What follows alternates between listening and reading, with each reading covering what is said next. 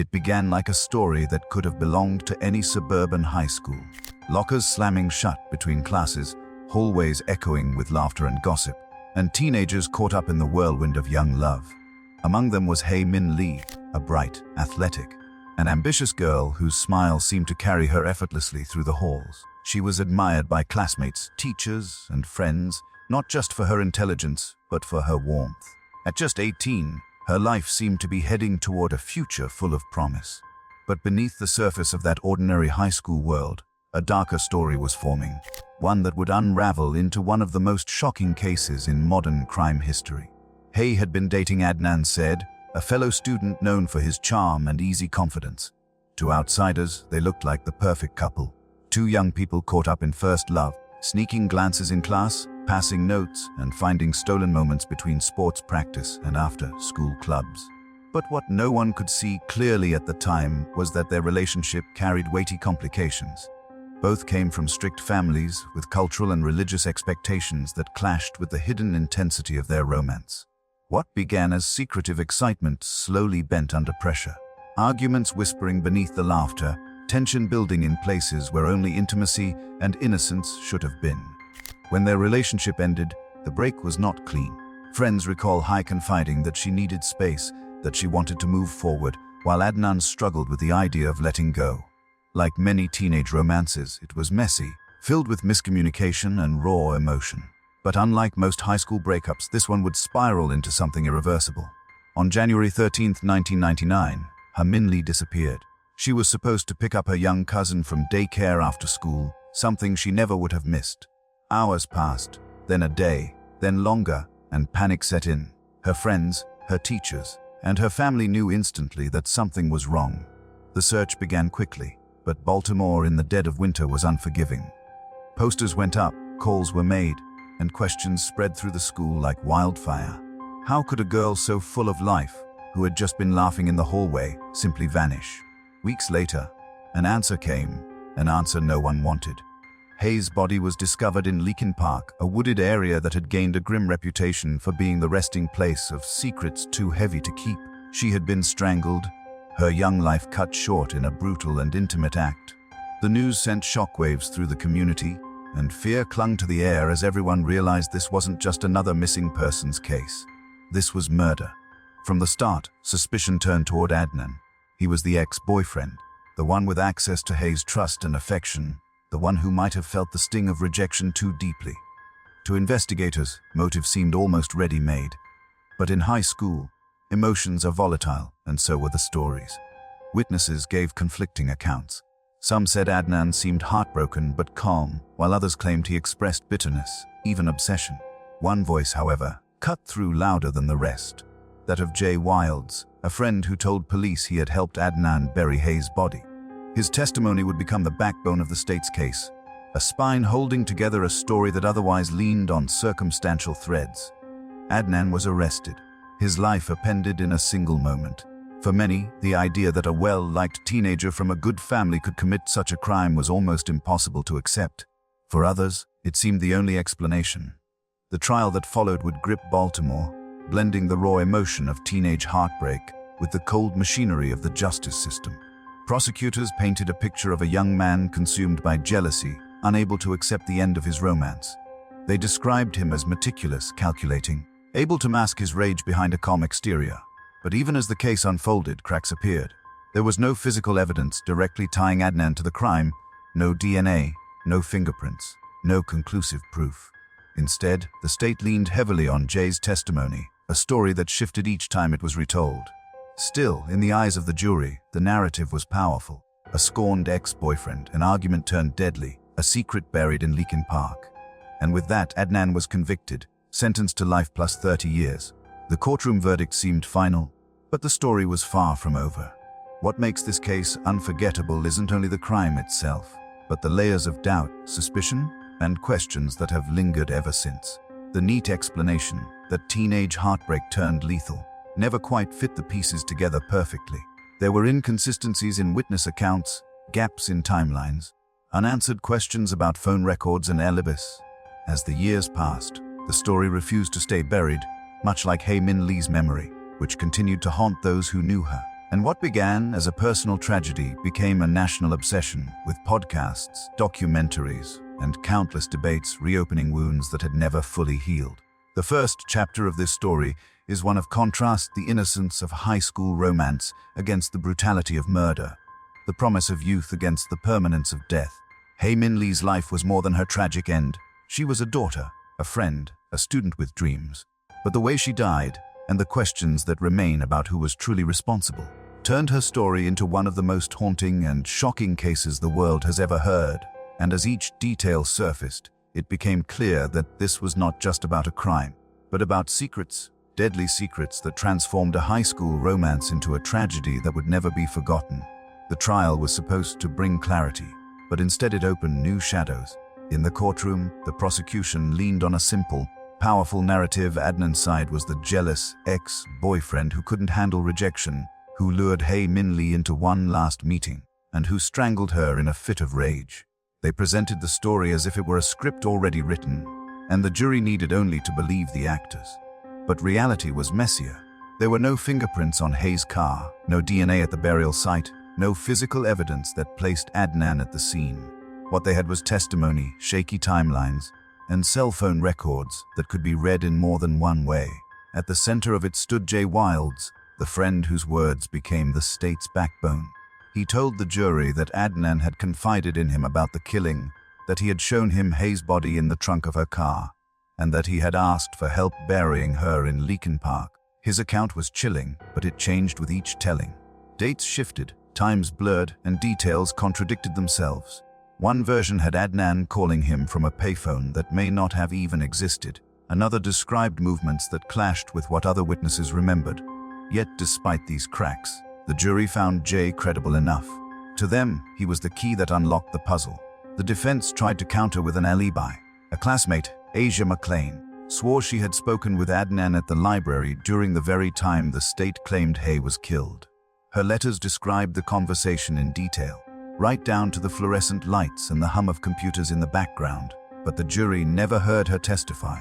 Her account was brushed aside, left to gather dust in a case where every minute mattered.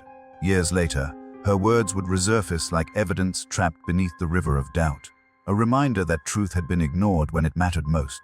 As the proceedings wore on, the courtroom felt like two worlds colliding. On one side sat Hae's family, grieving and desperate for justice.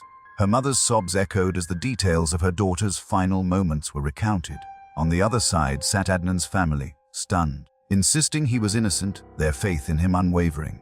The clash wasn't only legal, it was cultural, emotional, and human. A tragedy had fractured two families, and each was left staring across the aisle at the other, wondering how their lives had unraveled into this nightmare. When the verdict finally came, it fell heavy and decisive. Adnan Syed was found guilty of first-degree murder, kidnapping, false imprisonment, and robbery. The sentence was life plus 30 years. He was just 18, barely an adult, when the gavel came down and the rest of his life was sealed in a cell. Hae's family wept. The prosecution declared justice served, and the defense vowed to keep fighting. But outside those walls, questions lingered. How could a case built on shifting testimony and thin evidence end with a sentence so final? In the years that followed, whispers grew louder. Students who remembered that day in 1999 began to speak again. Teachers recalled Adnan as respectful and even-tempered, not the portrait of a killer. Others pointed out holes in Jay's accounts, contradictions too large to ignore. Reporters revisited the cell phone records that had been used to place Adnan near Leakin Park. They discovered that the data was far from reliable, with the very notes from the phone company warning that incoming calls could not accurately determine location. It was a fragile thread, yet it had been presented to the jury as near certainty. For Hae Min Lee's loved ones, the conviction should have offered closure. Instead, it left them caught between grief and doubt, unable to escape the storm of speculation that followed. For Adnan, it meant decades behind bars, years spent proclaiming his innocence, and years waiting for someone to look closer at the cracks. And for the world outside, it meant a case that refused to die, a story that would later resurface with the force of a cultural phenomenon. The second chapter of this tragedy isn't just about the verdict. It's about the uneasy feeling that justice may not have been as clear as the courtroom made it seem. Beneath the surface, the case was already beginning to unravel, and the deadly secret of what truly happened to Hae Min Lee was still buried. waiting to be unearthed. Years passed, but the case never really faded. For many, the conviction of Adnan Syed should have been the end, yet it felt more like the beginning of a larger mystery. In the early 2000s, whispers circulated in Baltimore's tight-knit communities. Students who had grown up and moved on still carried unease about the inconsistencies. Teachers remembered both Hae and Adnan with affection, baffled that young love could have ended in such violence. Even casual acquaintances wondered if the story told in court had been too neat, too convenient, patched together with testimony that bent under the weight of scrutiny. Then came the spark that reignited everything: the release of Serial, a true crime podcast in 2014 that would captivate millions across the world. Hosted by journalist Sarah Koenig, the series pulled back the layers of the case, revisiting evidence, interviews, and overlooked voices. It asked the question that had lingered for years: was Adnan really guilty? Week by week, listeners followed the tangled timelines, the contradictions in Jay Wilde's testimony, the dismissed alibi from Asia McClain, and the flimsy reliance on cell phone records. The podcast transformed what had once been a local tragedy into a global obsession.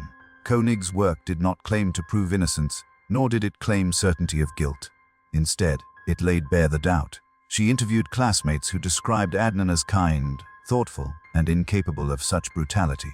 Others admitted he was capable of secrets, of charm that could mask something darker.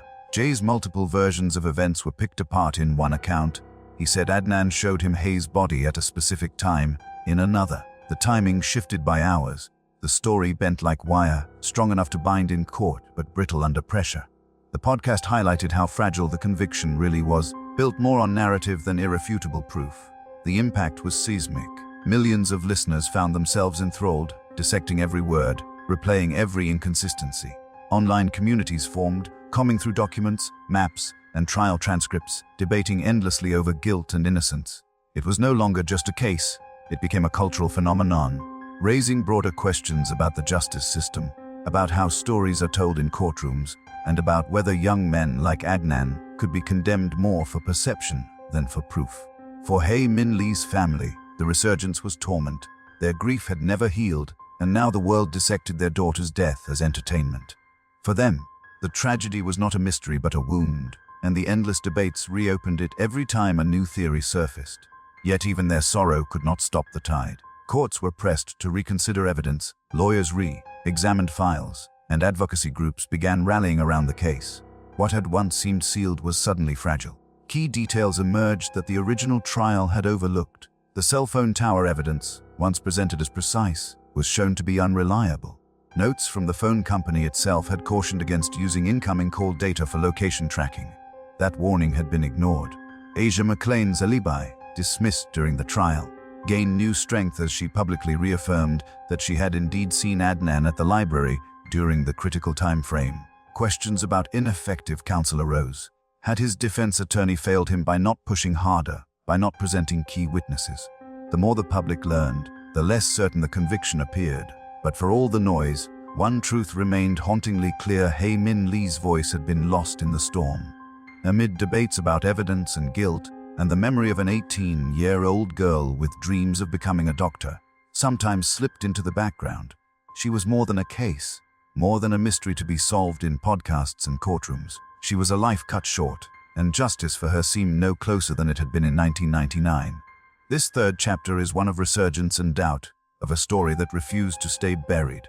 What had been presented as a clear-cut tale of jealousy and murder fractured into endless questions, dragging the case back into the light. And with every new revelation, the deadly secrets of this high school romance seemed more complex, more elusive, leaving everyone to wonder whether the truth had been lost forever, or if it was still waiting to be found. The momentum that Serial created did not fade with the end of the podcast. Instead, it fueled years of appeals, hearings, and new investigations that kept Adnan Syed's name in headlines and Hae Min Lee's story alive in public memory. Lawyers began to peel apart the trial, brick by brick, questioning whether Adnan had been given a fair defense at all. They pointed to his trial attorney, Cristina Gutierrez, once a respected figure in Baltimore courts, but by the late 1990s, struggling with health and financial problems.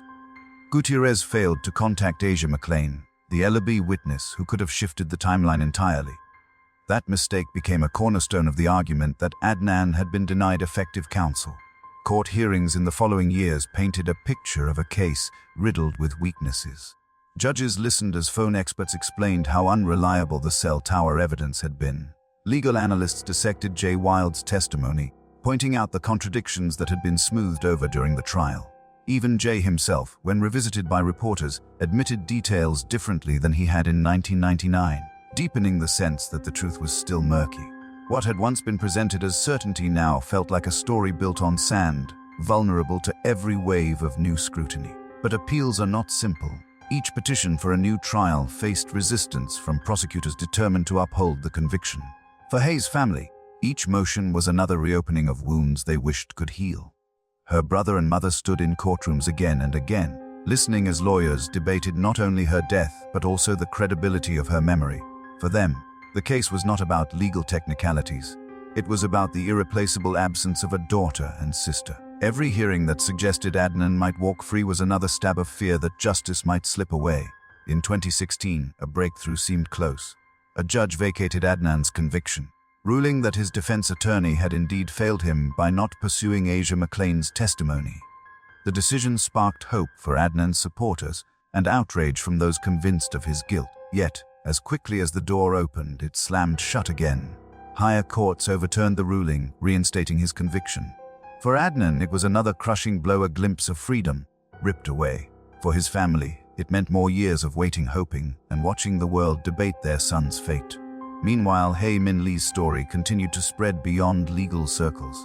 Documentaries picked up where Serial left off, most notably HBO's The Case Against Adnan Syed. The cameras showed the human cost behind the headlines, Hae's family reliving their grief, Adnan's parents clinging to faith, and a community divided between believing in guilt and believing in wrongful conviction. The case had transcended its courtroom walls.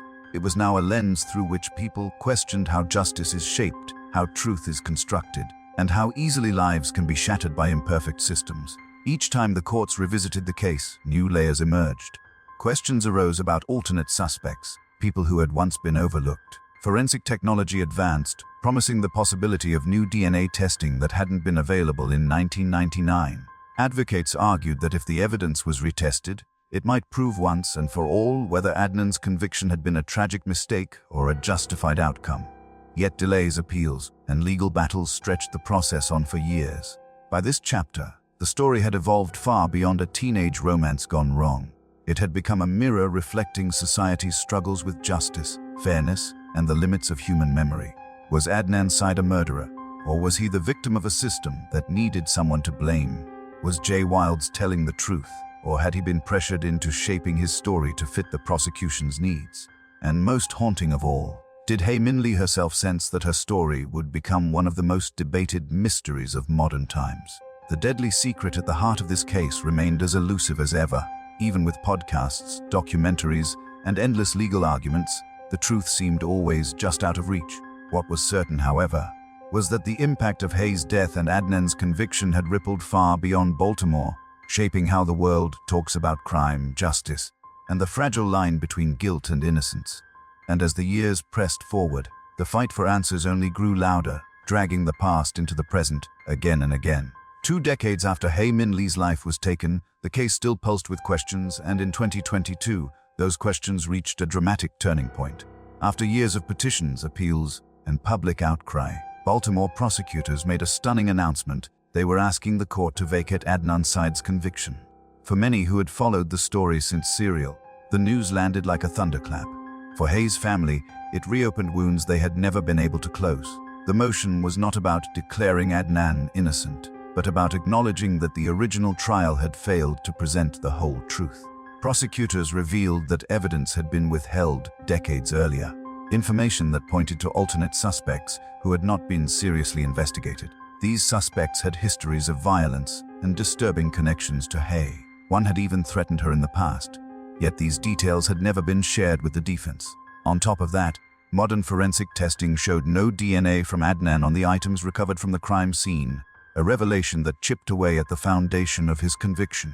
Suddenly, what had seemed solid for 20 years began to look fragile, built more on narrative than on undeniable fact. In September 2022, a Baltimore judge agreed.